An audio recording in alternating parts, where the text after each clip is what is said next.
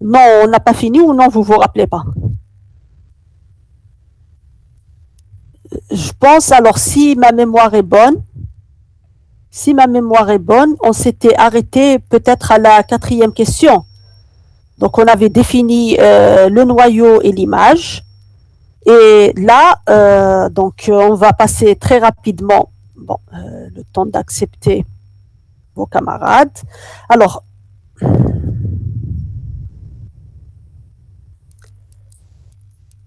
donc, l'exercice 5. Alors, je pense qu'on avait répondu à la troisième question, une base. Donc, je rappelle simplement que le noyau, on a défini le noyau de F, on avait trouvé que F est le sous-espace engendré par le vecteur 1, 1, 3, d'accord? Et donc, il est de dimension 1, d'accord? Et U, qui est ce vecteur-là, est sa base. Alors, pour l'image de F, donc on l'avait donné comme pour les exercices précédents de deux manières différentes. Donc, je donne juste le résultat puisqu'on l'a déjà fait. Pardon. Je donne juste le résultat. Donc, l'image de F est un sous-espace engendré par les deux vecteurs moins 1, 1 et 0, 1. Alors ici, il y a un qui manque, d'accord? Donc ici, c'est 1, c'est-à-dire ce vecteur. D'accord? Attendez juste, je vais mettre les commentaires. Voilà. Donc ici, elle est engendrée par ces deux vecteurs, sachant que N2 est lié aux deux autres. Et donc, cette famille n'est pas libre. N2 est lié aux deux autres et les deux autres sont libres. Et donc, ils engendrent l'image de F. D'accord? Donc, parce qu'ils sont linéairement indépendants. Et donc, la dimension de l'image, elle est égale à 2. Et elle est égale à la dimension de R2. On déduit donc que l'image de F, c'est R2 qui est l'espace d'arrivée. D'accord? Donc, la deuxième méthode, elle utilisait le théorème du rang. Là aussi, donc on a vu ça. D'après le théorème du rang, nous avons la dimension de l'image, c'est la dimension de l'espace de départ, R3, moins la dimension du noyau.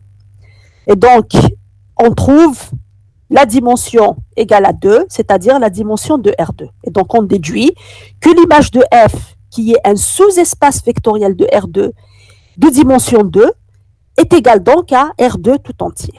D'accord?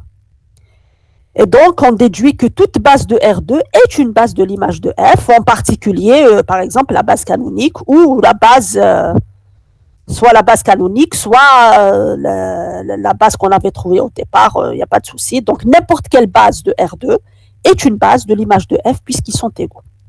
Alors, la quatrième question, F est-elle injective, surjective? Donc, rappelez-vous, le noyau de F était engendré par un vecteur, il est de dimension 1. Et donc, le noyau est différent du 0 de R3. Ben, ça signifie que F n'est pas injective. D'accord? Et d'après ce qu'on vient de voir maintenant, l'image de F, elle est égale à R2, c'est-à-dire à l'espace d'arrivée tout entier, ben ça signifie que F est surjective. Donc F est une application linéaire qui est surjective, mais qui n'est pas injective. D'accord?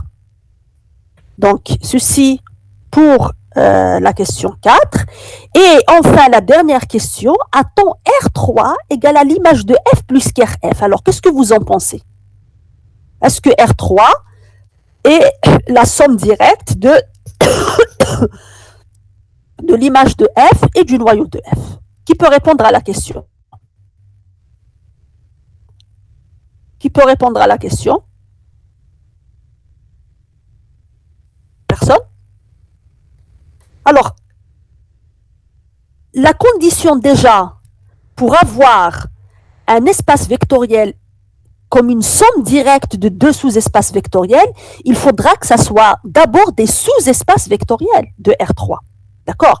Alors, on a le noyau de F. Rappelez-vous, on a notre application F, elle va de R3 dans R2. Alors, le noyau de F est un sous-espace vectoriel de l'espace de départ, et donc de R3. Il n'y a pas de problème.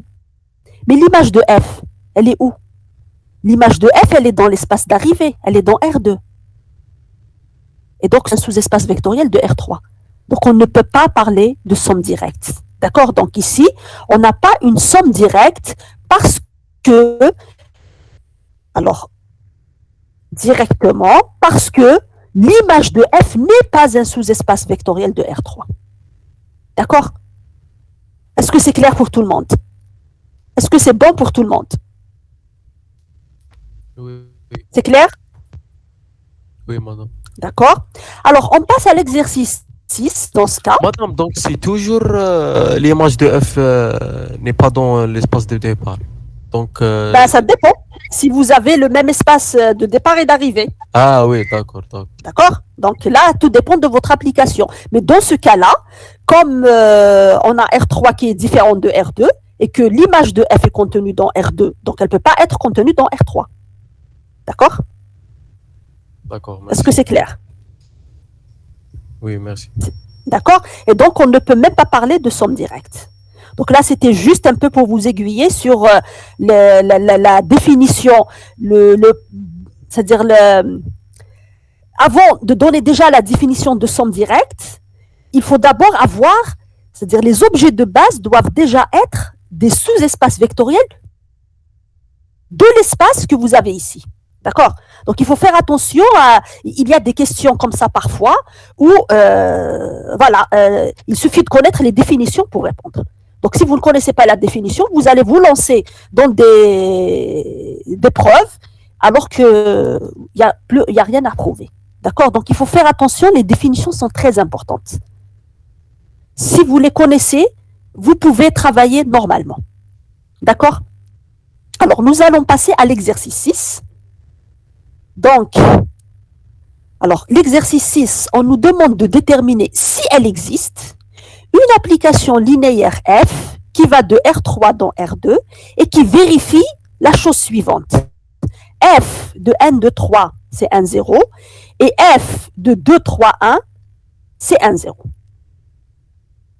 Donc, est-ce que il existe une telle application? Donc là, ce qui nous intéresse, c'est d'abord voir si elle existe, et puis donner une application si jamais elle existe, c'est-à-dire la déterminer. D'accord? Alors, on va... rappelez-vous, qu'est-ce qu'on avait fait dans l'un des exercices précédents? On avait dit que, et y compris dans l'exercice 5, que lorsque on connaît une application linéaire sur une base de l'espace de départ, alors on la connaît partout. D'accord? Donc, rappelez-vous, c'est ce que nous avons fait dans l'exercice 5. D'accord? C'est ce qu'on a fait. 2 minutes, il y a vos camarades qui demandent. Donc, c'est ce que nous avons fait dans l'exercice 5. D'accord? Rappelez-vous, on vous a défini l'application linéaire sur une base de R3. Et cela nous a permis de déterminer f de xy. Alors ici, donc vous voyez qu'on a simplement deux vecteurs. Donc on n'a pas une base. D'accord? Mais ce qui nous intéresse, est-ce qu'elle existe? Donc on va voir comment on va répondre à cette question. Alors, donc on veut trouver, si elle existe, une application linéaire f qui va de R3 dans R2 et qui vérifie f de n de 3, c'est 1, 0, et f de 2, 3, 1, c'est 1, 0. C'est-à-dire qu'elles ont la même valeur. D'accord? Alors, d'après l'exercice 2, si une telle application existe, alors je rappelle juste c'est quoi l'exercice 2, donc juste pour vous rappeler un peu, voilà ce que disait l'exercice 2. Si j'ai une application linéaire de R3 dans R2, alors elle va s'écrire sous cette forme-là. Donc vous vous rappelez, on l'avait démontré en présentiel. D'accord? Et donc ici, je déduis que si elle existe, donc elle va avoir cette forme. Quel que soit x, y, z, elle va s'écrire de cette manière avec les coefficients ABC, A', B', C' qui sont des réels. D'accord? Et donc, puisqu'elle a cette forme-là, Donc, je peux remplacer x, y, z par 1, 2, 3 et je sais que je vais avoir 1, 0. D'accord? Donc, f de 1, 2, 3 égale à 1, 0. Ben, ça signifie que a plus 2b plus 3c va être égal à 1. Et donc, l'image, donc là, je remplace f de 1, 2, 3 par son image ici. D'accord? Et donc, a' plus 2b' plus 3c' doit être égal à 0. D'accord? Donc, on a l'égalité entre ces deux vecteurs et on va obtenir donc un système. De même, pour le deuxième, d'accord, le deuxième, j'ai f de 2, 3, 1 qui vaut 1, 0 et donc j'ai ceci. J'ai cette égalité-là. Et donc, on va obtenir deux systèmes. Pour le premier, j'ai un système et pour le deuxième, j'ai un système. D'accord? Donc, on va séparer. Donc, je sais que ABC doit vérifier à la fois cette quantité-là égale à 1 et cette quantité-là égale à 1. D'accord? Donc, A plus 2B plus 3C va être égal à 1 et 2A plus 3B plus C va être égal, alors ici, pardon, c'est, normalement, c'est 1 tous les deux. C'est 1. C'est une erreur. D'accord? Donc, ici, c'est 1. D'accord? C'est 1, c'est pas 0. Hein.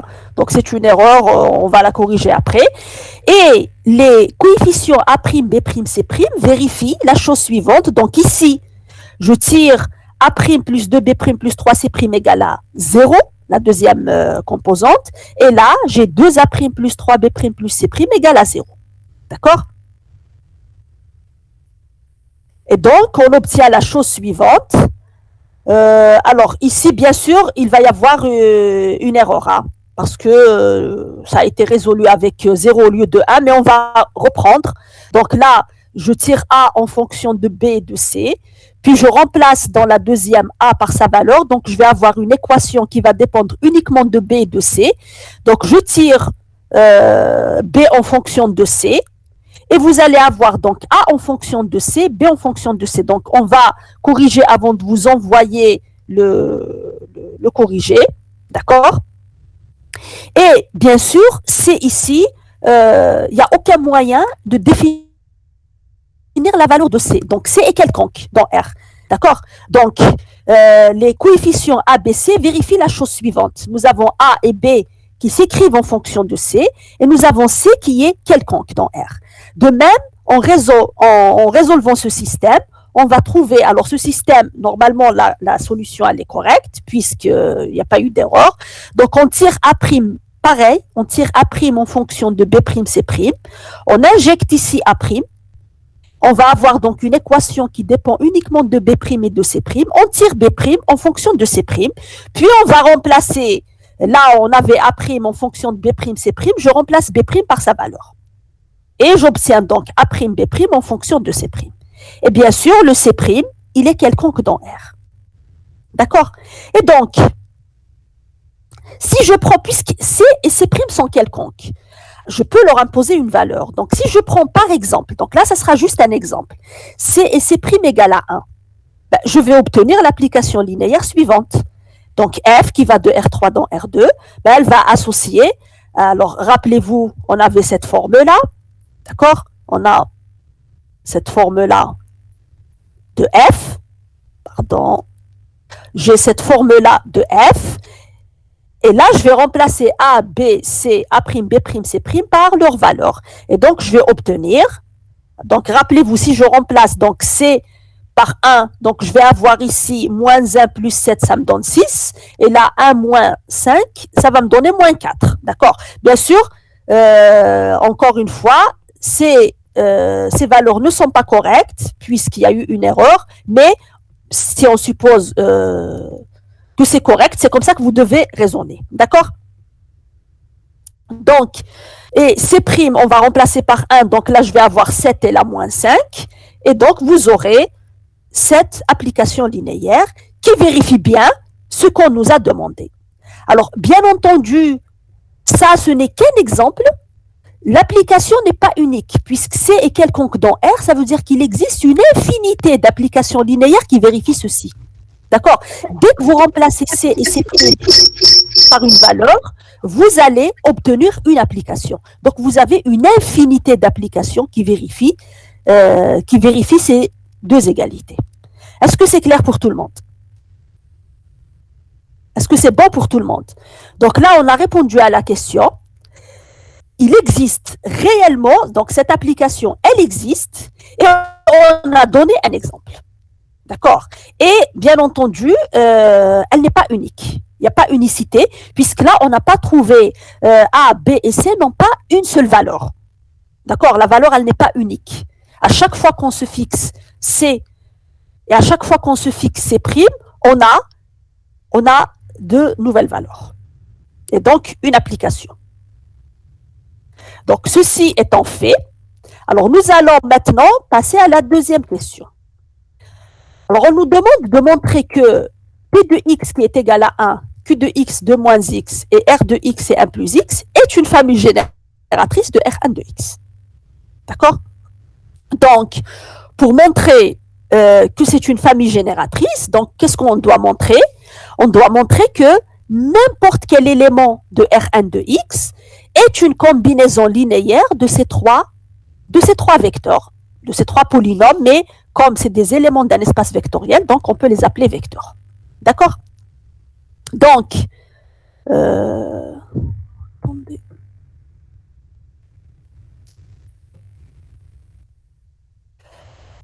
on considère les trois polynômes P, Q et R qui sont définis de cette manière. On veut montrer que cette famille est une famille génératrice de l'espace vectoriel R1 de x, qui est l'espace vectoriel des polynômes de degré inférieur ou égal à 1. D'accord? Alors, nous allons donc prendre un élément de R1 de x. Donc, on va noter A0 plus A1 de x. Et donc, montrer que F est une famille génératrice, donc revient à trouver des scalaires alpha, bêta, gamma appartenant à R tels que A0 plus A1 x s'écrit comme combinaison linéaire de Px, Qx, R de x. D'accord? Et donc, si je remplace P, Q, R par leur valeur, donc je vais obtenir alpha fois 1 plus bêta fois 2 moins x plus gamma fois 1 plus x. Alors, on va écrire ceci sous la même forme que là. Donc, on obtient alpha plus 2 bêta plus gamma, ça sera la constante, et moins 1 fois bêta plus 1 fois gamma, donc moins bêta plus gamma, qui multiplie x. D'accord? Alors, on a égalité entre ces deux quantités, ben ça signifie que la constante va être égale à A0 et le coefficient de x va être égal à A1. D'accord? Donc, on obtient le système suivant. Donc, on a le système suivant et on va essayer.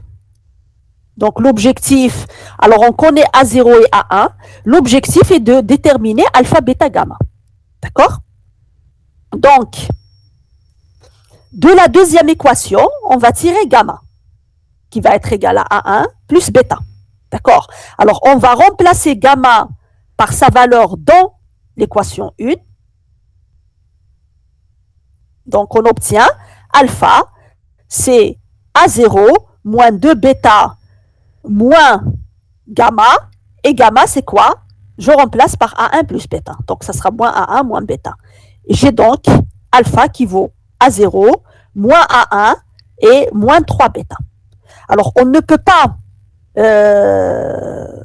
faire plus que ça. D'accord? Donc, j'ai alpha en fonction de bêta, gamma en fonction de bêta. D'accord? Et donc, on ne peut pas, comme on n'a que deux équations, donc on ne peut pas déterminer la valeur de bêta. Ça veut dire qu'ici, bêta, elle est quelconque. D'accord? Donc, bêta est quelconque dans R.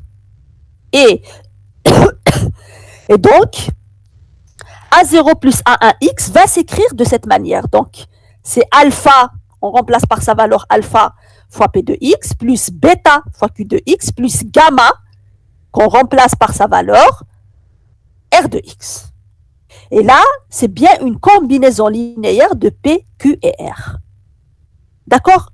Donc ici, par exemple, si je remplace bêta par 1, ben, je vais avoir, vous aurez donc ici A0 moins A1 moins 3 fois P de X plus Q de X plus A1 plus 1 R de X. D'accord? Et c'est l'écriture de A0 plus A1 de X. Est-ce que c'est clair? Vous pouvez essayer de prendre un exemple particulier, par exemple A0 égale à 3, A1 égale à moins 2, et vous allez voir comment vous pouvez l'écrire en fonction de P, Q et R. D'accord? Et donc, on a bien une combinaison linéaire. Ben, on peut déduire que F est une famille génératrice de Rn de X. Alors, le fait que bêta soit quelconque ben, signifie que vous n'avez pas une seule écriture possible. D'accord? C'est-à-dire qu'un élément peut s'écrire de plusieurs façons en fonction de P, Q et R. Est-ce que c'est clair pour tout le monde? Est-ce que c'est clair pour tout le monde? Oui, maintenant. D'accord? Donc, alors, nous allons, je passe donc à la deuxième question. C'était quoi déjà la deuxième question? Donc, on a montré que c'est une famille génératrice. On nous demande maintenant de déterminer si elle existe une application linéaire F qui va de R1X dans R3 qui vérifie F de P. Alors, ici, pardon, c'est pas R3, c'est R. Il faut juste, c'est R. Donc, on corrige. Donc là, on supprime ce 3. Hein. D'accord? Donc, F de Rn de X dans R, tel que F de P, c'est 1, F de Q, c'est 3, et F de R, c'est 1. D'accord? Donc, cherchons, si elle existe, une application linéaire F qui va de Rn de X dans R, telle que l'image de P, donc c'est 1, l'image de Q, c'est 3, et l'image de R, c'est 1. Alors, nous savons par exemple, que si une application est connue sur une base, nous pouvons la déterminer tout entière. Alors, on connaît la base canonique de Rn de X, c'est 1X. D'accord? Et donc, nous allons poser l'image de 1, c'est un certain A, puisque je cherche une application linéaire de Rn dans R, donc ça va être un scalaire, un réel. Donc, je pose f de 1 égale à A appartenant à R et f de x égale à B appartenant à R. Et nous allons écrire que l'image de n'importe quel polynôme Sx de Rn de x, elle va s'écrire comment? Donc, je sais que S de x, puisqu'il est dans R1, il va s'écrire de cette manière. C'est A0 plus A1 fois x, avec A0 et A1 dans R. D'accord? Alors, déterminons maintenant f de S de x. Alors, f de S de x, c'est f de A0 plus A1x. D'accord?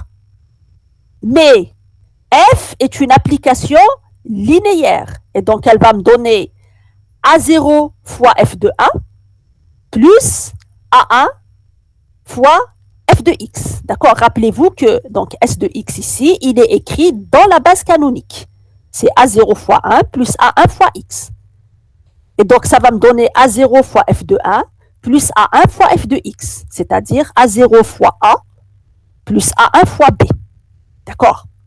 Alors maintenant, notre objectif est de déterminer A et B s'ils existent. D'accord? Puisque S, je suppose que je connais S, c'est-à-dire c'est un polynôme quelconque. Donc, mon objectif ici, c'est de déterminer A et B. Parce que si j'ai A et B, ça veut dire que j'ai l'image de la base canonique, des vecteurs de la base canonique. Et dans ce cas, je peux déterminer mon application F, puisque je vais la connaître sur la base canonique. Donc, si je connais A et B, c'est bon. Donc là, j'ai ma solution. Ça sera A0 fois A plus A1 fois B, qui vont être connus. D'accord? On a alors la chose suivante. Alors, calculons. F de P, alors, c'est quoi F de P? Revenons à P. C'est quoi F de P? C'est 1. Et donc, vous aurez F de P. Ça va être quoi? Donc, F de P, comme P c'est 1, ça veut dire quoi? C'est 1 plus 0 fois x. D'accord? Et donc, ça va vous donner f de p, c'est A0, pardon, le A0, c'est 1. C'est 1 fois f de 1, c'est-à-dire c'est A. D'accord? Donc, vous allez obtenir A égale à 1. Pour Q, on a dit que Q, c'est 2 moins x. D'accord? Donc, 2 moins x, ça veut dire que A0 égale à 2 et A1 égale à moins 1. Et donc, vous allez obtenir quoi? A0, c'est 2. D'accord? Donc, ça va être 2 fois A moins 1 fois B. 2 fois A moins 1 fois B doit être égal à 3. D'accord? De même, f de R. R, c'est 1 plus x. D'accord? Et donc, je vais obtenir A0, c'est 1. A1, c'est 1. Et donc, je vais obtenir A plus B, qui doit être égal à 1. Et donc, là, on a deux équations et on va essayer de résoudre notre système pour trouver la valeur de A et la valeur de B. D'accord? Alors, on remarque que ici, A égale à 1. Donc, j'ai la valeur de A. Donc, je peux remplacer, par exemple, ici et trouver. Donc, j'obtiens 2. L'équation 2 va me donner B qui est égal à 2A moins 3, c'est-à-dire à 2 moins 3, donc à moins 1. Mais si je remplace dans 3, je vais avoir B égale à 1 moins A qui est égal à 1, donc je trouve 0. Et donc là, ce système affecte deux valeurs différentes à B, ce qui est impossible. Je ne peux pas avoir ceci en même temps parce que c'est un système. C'est-à-dire que ça doit être vérifié. Les trois équations doivent être vérifiées. Et donc, ce n'est pas possible. D'accord? Donc, ici, ce système n'a pas de solution. Ben, ça signifie que mon application n'existe pas. Je ne peux pas trouver une application qui vérifie ces conditions-là. D'accord? Donc, ici, je déduis que F ne peut pas exister. Alors, est-ce que tout le monde a compris? Est-ce que c'est clair pour tout le monde? Est-ce que c'est clair pour tout le monde? C'est bon? Eh oh! Allô, s'il vous plaît? Oui, il faut répondre parce que parfois il y a des coupures et il faut qu'on sache que c'est une coupure. D'accord? Alors, on continue. Donc, on passe à l'exercice suivant. L'exercice 7. Alors, alors, je rappelle simplement que la série, on ne va pas la traiter en entier. Alors, à partir de l'exercice, donc on va aller jusqu'à l'exercice 8. On va donc, exercice 8, probablement on reviendra au 10. Les autres sont considérés comme une série supplémentaire, des exercices supplémentaires. On vous enverra les solutions, mais on ne pourra pas les traiter parce qu'il faudra qu'on passe à autre chose. D'accord? Donc, on n'a pas le temps de traiter tous les exercices. Et donc, là, on va faire l'exercice 7, 8, probablement le 10. Et les autres, on vous enverra les corrections. Et bien entendu, comme d'habitude, si vous n'avez pas compris, vous pouvez toujours poser des questions, dire que si vous voulez passer au bureau, vous passez au bureau, vous nous avertissez simplement. Vous posez des questions soit à moi, soit au chargé de cours, il n'y a aucun problème. D'accord? Vous pouvez les envoyer par mail, ou vous pouvez dire si vous voulez passer, nous dire que vous voulez passer, on vous dira quand est-ce que vous allez nous trouver, et ainsi de suite. D'accord? Alors, exercice 7. Soit N et M, deux entiers naturels. D'accord? Et F, de E dans F, une application linéaire. Alors, on donne la dimension de E, c'est N, et la dimension de F, c'est M. Alors, on suppose que N est plus grand que M, c'est-à-dire que la dimension de E est supérieure à la dimension de F. Par exemple, R3, R2. D'accord? Par exemple, R4, R1, R2, quelque chose comme ça. Donc, N supérieur à M. L'application F peut-elle être injective? Donc là, c'est un exercice qui va répondre à cette question de manière générale. Lorsque vous avez une application linéaire entre deux espaces vectoriels, telle que la dimension de l'espace de départ est plus grande que la dimension de l'espace d'arrivée, est-ce que cette application peut être injective? D'accord? Donc nous allons euh, répondre à cette question. Donc, on a notre application linéaire, on suppose que n est supérieur à m. Alors, d'après le théorème du rang, qu'est-ce qu'on va avoir? On va avoir la dimension de E qui est égale à la dimension du noyau de f plus la dimension de l'image de f. D'accord? Alors, si f était injective, donc si je suppose que f est injective, ça signifie que la dimension du noyau va être égale à 0. D'accord? Donc, la dimension de Kerr f va être égale à 0. Et donc, si je remplace ici, donc je vais avoir la dimension de l'image de f qui va être égale à la dimension de E et qui est égale à n. Mais la dimension de l'image de l'image de f, c'est un sous-espace vectoriel de f.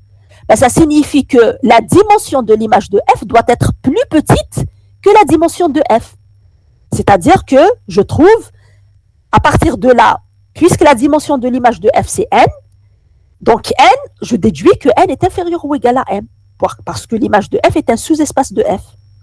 Et ceci contredit l'hypothèse qui dit que n est strictement plus grand que m. Donc ça, c'est pas possible. Donc, dès que vous avez une application linéaire entre deux espaces vectoriels E et F, si la dimension de l'espace de départ est plus grande que la dimension de l'espace d'arrivée, alors votre application ne pourra pas être injective.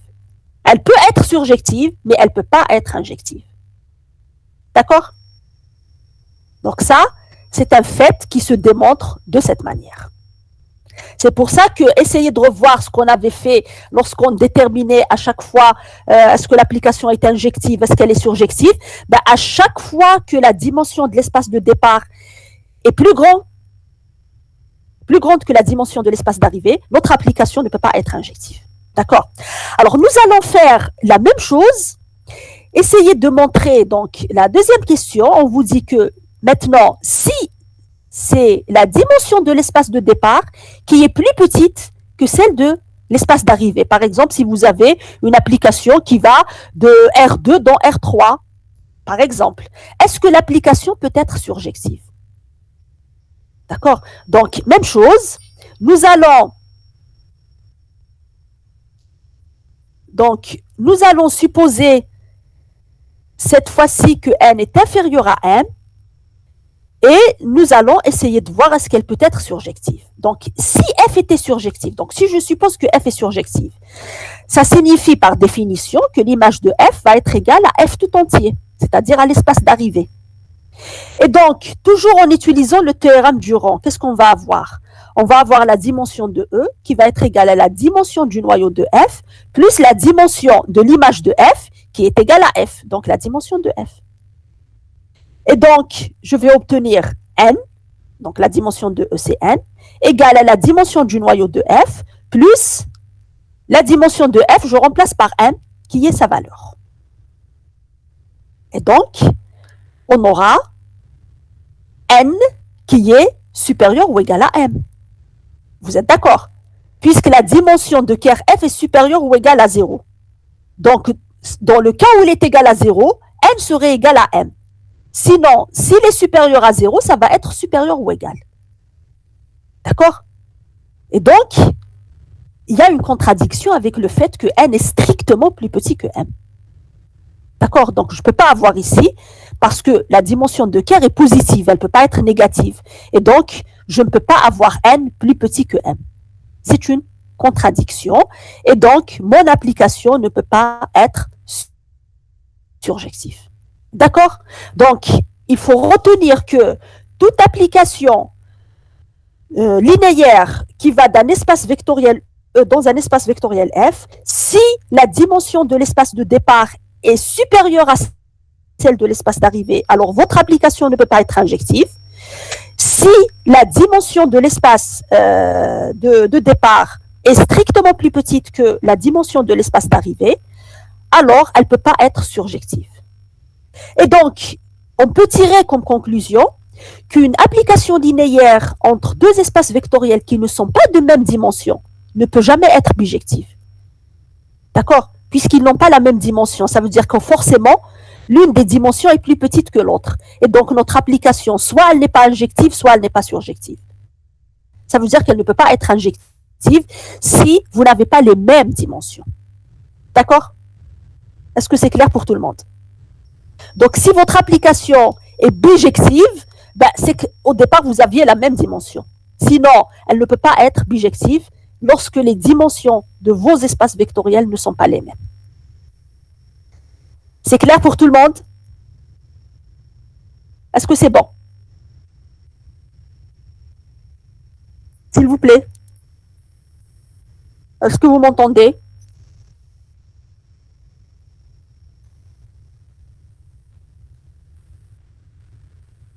S'il vous plaît. Est-ce que vous m'entendez, s'il vous plaît? Oui. Oui. D'accord. Alors, on passe à l'exercice 8. Donc, l'exercice 8, soit F de E dans F, un isomorphisme d'espace vectoriel.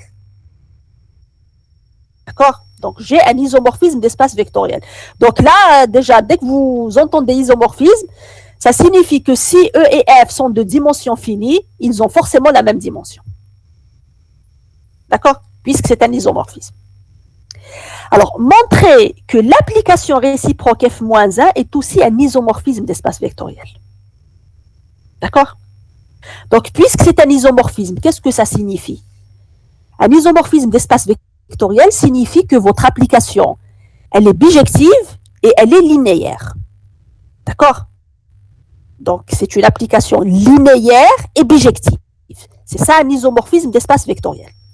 On veut montrer que l'application F-1 est également un isomorphisme d'espace vectoriel. Alors, vous savez depuis déjà la terminale que si F est bijective, alors F-1 est bijective. Donc, la bijection de F-1, elle est établie. Il n'y a pas de problème. D'accord? Et donc, qu'est-ce qu'il nous reste à montrer? Il nous reste à montrer, pour être un isomorphisme d'espace vectoriel, que F-1 est également linéaire.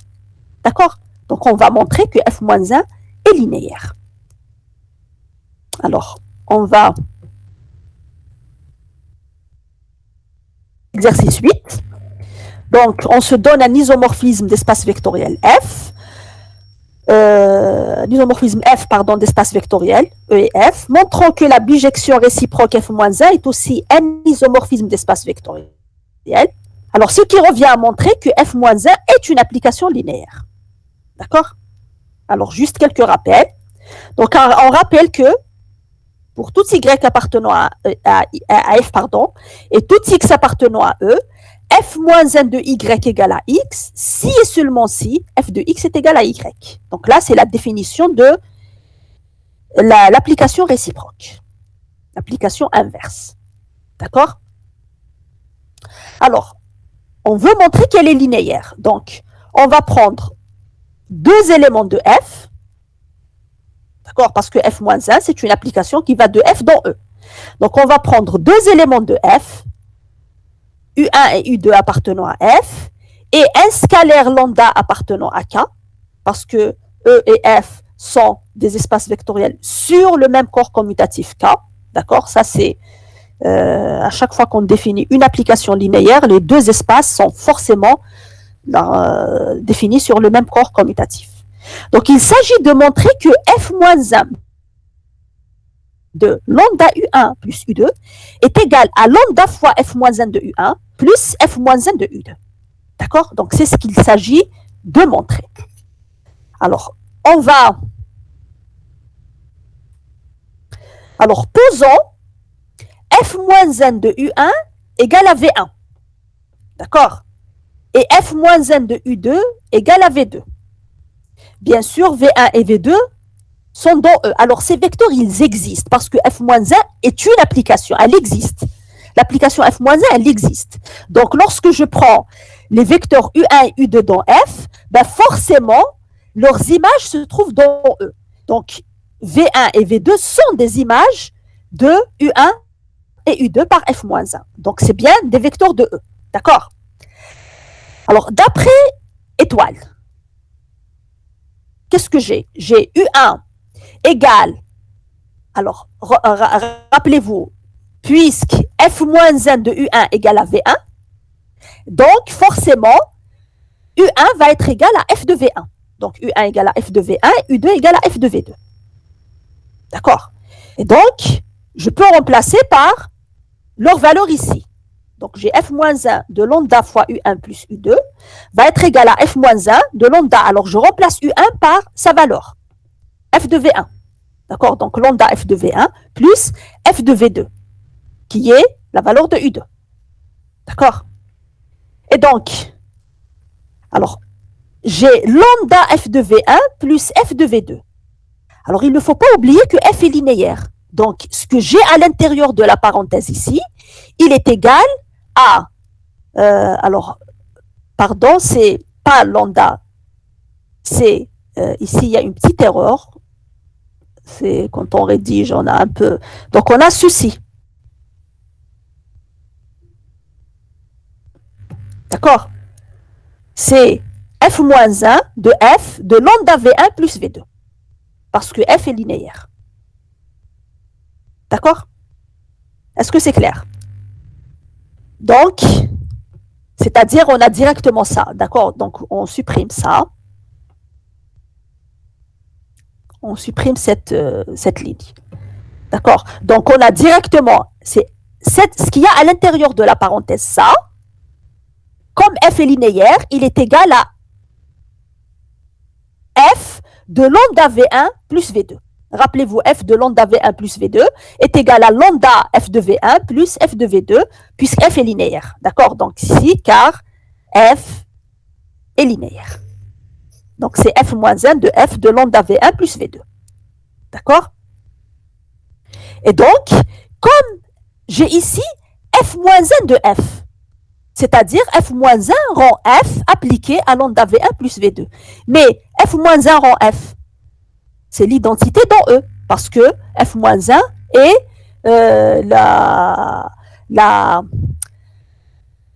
l'application réciproque de f. D'accord? Donc là, j'obtiens l'identité dans E. Ben, ça signifie que cette valeur, elle est égale à lambda V1 plus V2. Maintenant, c'est quoi V1? Je reviens à la valeur. V1, c'est f moins 1 de U1. Donc, je peux remplacer V1 par sa valeur. Donc, ça me donne lambda f moins 1 de U1 plus f moins 1 de U2. Alors, récapitulons maintenant. On a pris U1, U2 dans F et lambda dans K. On a calculé f moins 1 de lambda U1 plus U2 et on a trouvé que c'est lambda f moins 1 de U1 plus f moins 1 de U2. Et donc, f moins 1 est une application linéaire. D'accord? Comme elle est bijective, puisque f est bijective, dès qu'elle existe, dès que f moins 1 existe, ben elle est forcément bijective. D'accord? Parce que f est bijective et vous avez f moins 1 rend f qui est l'identité dans E et f rend f moins 1 qui est égal à l'identité dans f. D'accord? Et donc, on déduit que f moins 1 est un isomorphisme d'espace vectoriel. Alors, est-ce que c'est clair pour tout le monde? C'est bon? Donc, ceci termine... non, on n'a pas fini. On n'a pas fini l'exercice 8. Donc, on a la deuxième question. Donc là, on a montré que l'application f-1 est également un isomorphisme d'espace vectoriel. Alors, la deuxième question, on va considérer l'endomorphisme f qui va de R3. C'est un endomorphisme de R3, c'est-à-dire une application linéaire de R3 dans R3. D'accord? Donc, on considère une application linéaire de R3 dans R3 qui est définie par f de x, y, z égale a y, z, x moins 3y plus 3z. D'accord? Donc là, c'est les coordonnées de l'image. Montrer que f est bijective et déterminer sa réciproque. D'accord? Donc, on va montrer que f est bijective et on va déterminer sa réciproque. Donc, on a cette application. Alors, pour montrer que f est bijective, on va calculer d'abord son noyau, pour montrer que c'est injectif. D'accord? Alors, le noyau de f, c'est quoi? C'est tous les x, y, z qui appartiennent à R3, c'est-à-dire tous les vecteurs de l'ensemble de départ, qui ont une image nulle par f, telle que f de x, y, z égale au 0 de R3. D'accord? 0 de l'espace d'arrivée. Donc, c'est les x, y, z de R3 tels que, alors, si on remplace cette f de x, y par sa valeur, donc j'obtiens y, z, x moins 3y plus 3z, qui est égal à 0, 0, 0. Et donc là, on obtient un système, c'est les x, y, z de R3 tels que y égale 0, z égale 0 et x moins 3y plus 3z égale à 0. Alors, lorsque vous remplacez y et z par leur valeur, vous allez obtenir x égale à 0. Donc finalement, le noyau, c'est les x, y, z appartenant à R3 tels que x égale y égale z égale à 0. C'est-à-dire qu'il est réduit à 0, au 0 de R3. Donc le noyau de notre application linéaire est égal à 0. Et donc je déduis que f est injectif. D'accord? Donc f est une application injective. Alors, comme f est un endomorphisme, vous savez que lorsque vous avez un endomorphisme, c'est-à-dire une application linéaire d'un espace vectoriel vers lui-même, dans le même espace vectoriel, alors si votre application est injective, ça signifie que f est bijective. On peut déduire que f est bijective. Et si elle est surjective, alors f est bijective. Donc il suffit qu'elle soit ou bien injective ou bien surjective pour être bijective. D'accord? Donc comme elle est injective et que c'est un endomorphisme, on déduit qu'elle est bijective. Donc là, ce sont des résultats du cours. D'accord? Donc, c'est une bijection. Puisqu'on a une application linéaire bijective, c'est-à-dire un isomorphisme d'espace vectoriel, on peut déterminer son isomorphisme réciproque ou inverse, c'est-à-dire f-1, qui va être également un endomorphisme, puisqu'elle sera de R3 dans R3. On a montré que c'était un endomorphisme, on a montré que c'était linéaire, maintenant il s'agit juste de déterminer dans cet exemple, d'accord? On ne va pas montrer que c'est linéaire, on l'a déjà montré dans le cas général. Alors, pour déterminer f-1, donc on va prendre un vecteur de R3, x, y, z de R3, il s'agit donc de trouver f-1 de x, y, z. Alors, on va poser f-1 de x, y, z égale à ABC. Ça sera un vecteur de R3, donc on le pose égal à ABC. Donc, d'après ce qu'on a dit tout à l'heure, f-1 de x égale à y, si et seulement si, x est égal à f de y. Donc ici, en composant par f, vous allez avoir x, y, z égale à f de a, b, c. Comme on connaît f, donc f de a, b, c, ça va nous donner b, c, a moins 3b plus 3c, qui va être égal à x, y, z. Il s'agit ici de déterminer ABC. D'accord? Rappelez-vous, donc on veut définir f-1. D'accord? Donc c'est ABC que l'on doit connaître. Donc on obtient le système suivant. Donc B égale à X, C égale à Y, A moins 3B plus 3C égale à Z. D'où on tire, donc B égale à X, C égale à Y, et là on tire A qui est égal à Z plus 3X moins 3Y.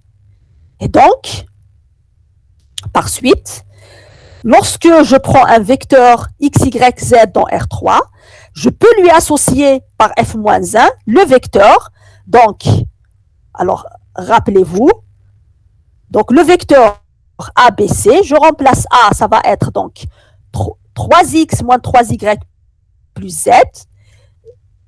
B, ça va être x. Et C, ça va être y. Et donc, voilà notre application linéaire inverse. Alors, est-ce que c'est clair pour tout le monde? Est-ce que c'est clair pour tout le monde? C'est bon? Alors, nous allons passer à l'exercice 10. L'exercice 10, montrer que tout cas espace vectoriel de dimension, alors juste une minute, je vais essayer de prendre le corrigé de l'exercice 10 que je n'ai pas ouvert. 2 secondes.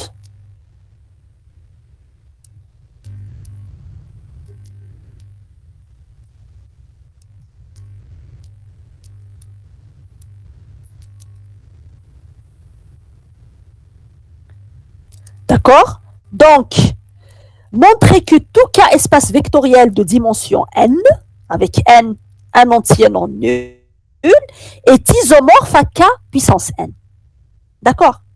Donc, si vous avez un espace vectoriel sur k qui est de dimension n, alors il va être isomorphe à k puissance n. C'est ce qu'on nous demande de montrer.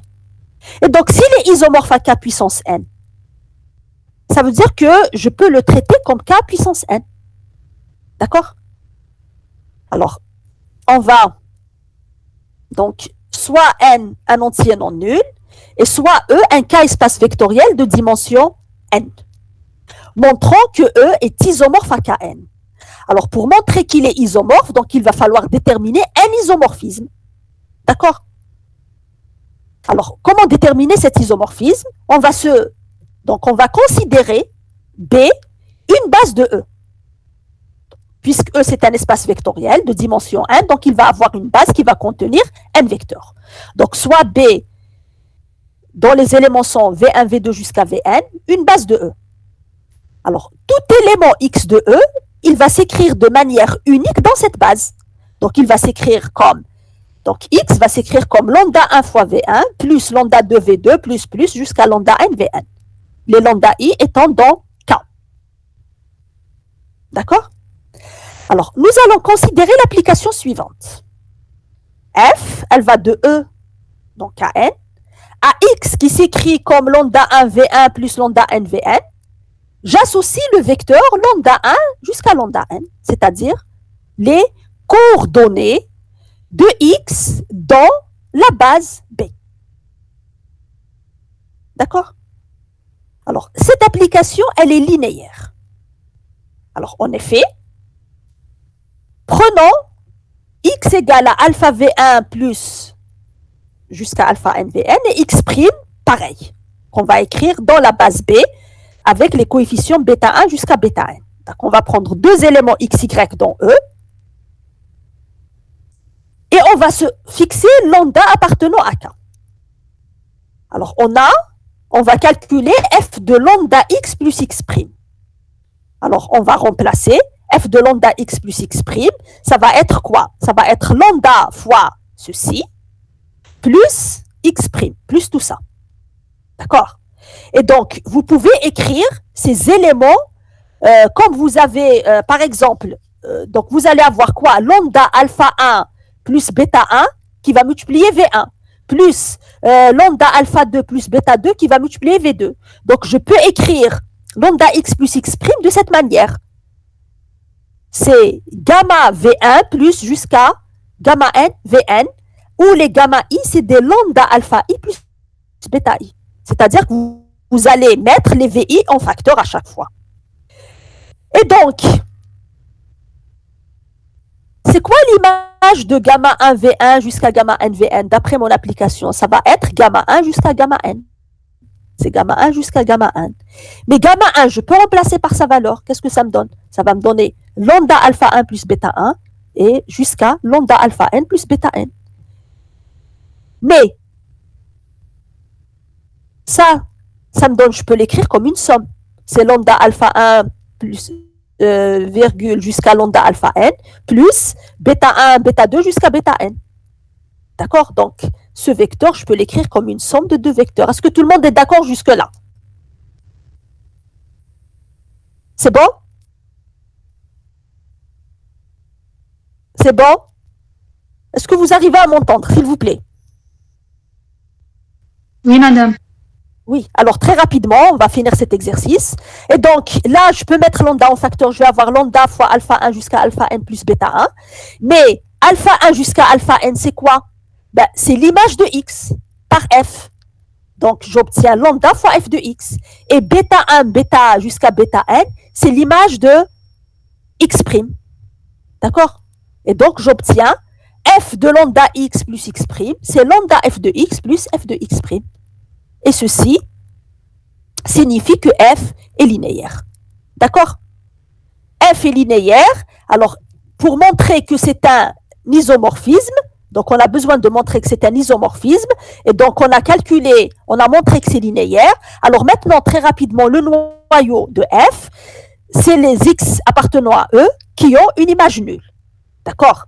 F de x, c'est 0 de Kn. Donc, c'est les x qui s'écrivent de cette manière, tels que E. Alors, f de x, c'est quoi? C'est lambda 1 jusqu'à lambda n est égal à 0, 0. Par identification, vous allez trouver tous les lambda i qui valent 0. Si vous remplacez tous les lambda i par 0, x sera égal à 0. Donc, le noyau de f, c'est le 0 de E. Je déduis donc que f est injective. Comme la dimension de E est égale à la dimension de Kn, alors f est bijectif. D'accord? Là, vous utilisez, si vous ne voyez pas, vous utilisez le théorème du rang. Vous allez trouver qu'elle est également surjective. Et donc, f est un isomorphisme d'espace vectoriel. Donc, tout élément de E va s'identifier à un élément de Kn de la manière suivante. Quel que soit x appartenant à E, il va exister lambda 1 jusqu'à lambda n appartenant à K, tel que x c'est lambda 1 V1 jusqu'à lambda n Vn. Qu'on va noter lambda 1 jusqu'à lambda n dans B, c'est-à-dire l'écriture de x dans la base B, et qu'on va noter de cette manière. D'accord? Donc, ceci termine l'exercice 10. Alors, les autres exercices, donc on va vous envoyer tous les exercices. Donc, les autres exercices sont considérés comme des exercices supplémentaires. On va